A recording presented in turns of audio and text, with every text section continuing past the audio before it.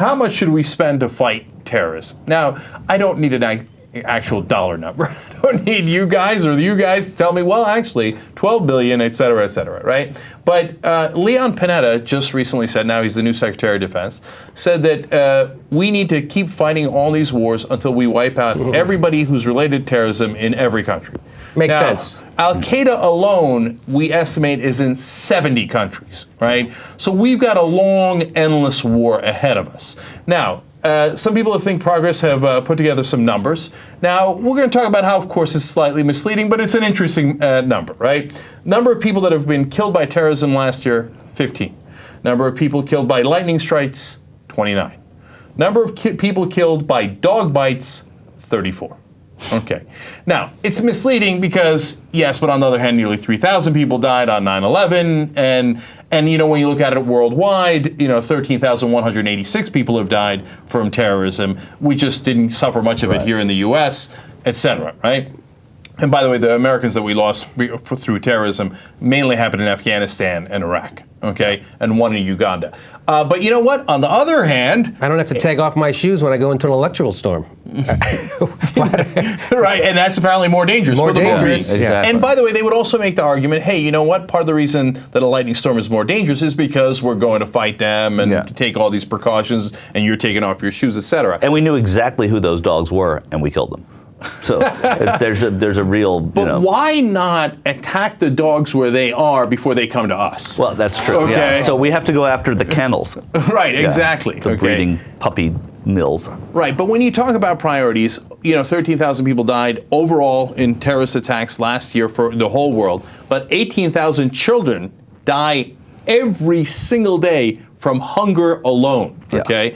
So when you look at it in its entirety, I mean, I think we could all pretty much agree we're spending way too much money on terrorism, but where's the limit? What do you do? Do you pull out of Afghanistan? Do you keep some bases? What do you do, Michael? Well, I think if you're Leon Panetta, you're now an advocate for the military. When you were the Secretary of Defense, you're the highest civilian in defense. I also think now we can turn back. You know, we left our Ruby Bridges argument, but I think now you're seeing blatant politics here as well. You see a Democratic administration saying we are not going to back down from any fight in terrorism, no matter how inane the expenditures, no matter how foolish the navigation of this war is. Right now, we have to seem like we want to fight it everywhere. My answer is, of course, I think we should pull out of Afghanistan. Of course, I think there's a foolishness to the way we're spending money attacking terrorism. Yes, they're in 70 countries, but our war is not fighting a war in 70 countries right now. Our war on terrorism is largely misguided, perhaps successful, much more successful than I probably give it credit for. There are things that are happening all the time.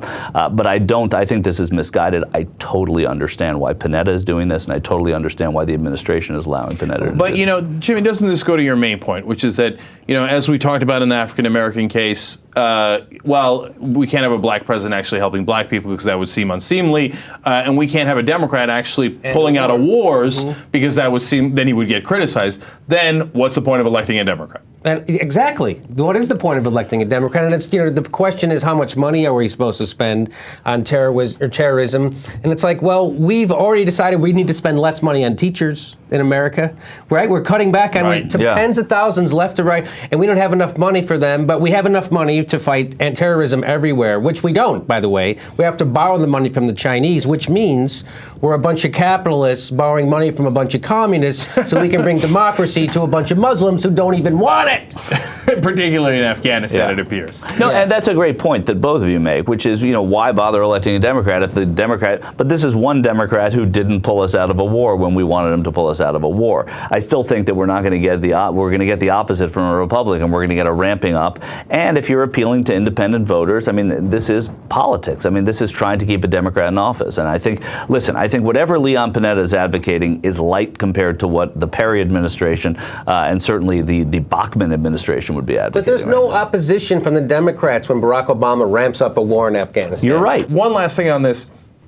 Rand Corporation, which is nobody's liberal, okay, did a study on all the different ways that terrorist groups have been ended. This is fascinating. From 1968 to 2006. So these are terrorist groups that popped up, fought, etc., and then wound down, okay? For example, IRA, right? Yeah. So it turns out 7% of them were defeated through military force. That's it, 7%. Now, 10% they characterized as victory. Like apparently the terrorists won and then became a state. Okay. Well, that's right. Venezuela. Okay. Or what yeah, you know. maybe that's not even right. Right. But and then here comes John Kerry, 40% policing. Actually policing, saying, hey, we found Bob and we found Joe and then next thing you know, there weren't anybody to find. We found them all, right?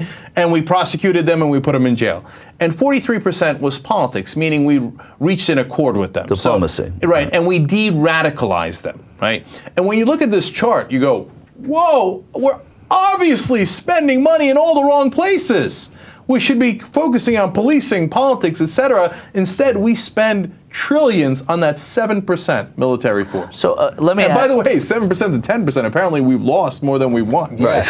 Against terrorists. Okay, so answer this then. What would you do? Like, what should Leon Panetta? What in the dream world? And think of it in the political world too. I mean, think of you are the Secretary of Defense. You're part of an administration that wants to be reelected in 14 months. Okay. What is it that you want to do? Well, what that chart indicates, what he should do is use politics and diplomacy and policing to fix this problem. Of course it does. But then what the problem is, politics is part of it. The problem is once you do that, once you announce I'm making that shift, that we're going to switch from fighting with our military to being policing, and then as soon as there's an attack inside the United States, everybody goes, you were wrong, you had the bad policy. Yeah. So you're screwed. So that's why they'll never do that. He'll always keep going the old way, because even if we still get attacked, he goes, we're doing everything we can. We're fighting all over the place. Okay. Right. Yeah, what would I do? Look, you know me, criticism would roll off my back. I'd be like, come and get it, right? So here's what I do. First of all, we're getting the hell out of Afghanistan. That's done. Obviously, 2011, Iraq's done. We're not even having that discussion. And then, look, special forces, right? Special forces is what got Osama bin Laden. Special forces is what got the top al-Qaeda leader in Somalia. Et cetera. Now, Special Forces has its downsides, right? The Predator drone strikes have their downsides. They're still, quote unquote, tough. They kill plenty of people and a lot of times civilians, right? So it's not a liberal position or anything along those lines. But I'm going to fight this war in a smart way, in the way that has succeeded, and I'm not going to waste a lot of your taxpayer money doing it. I think you win that argument.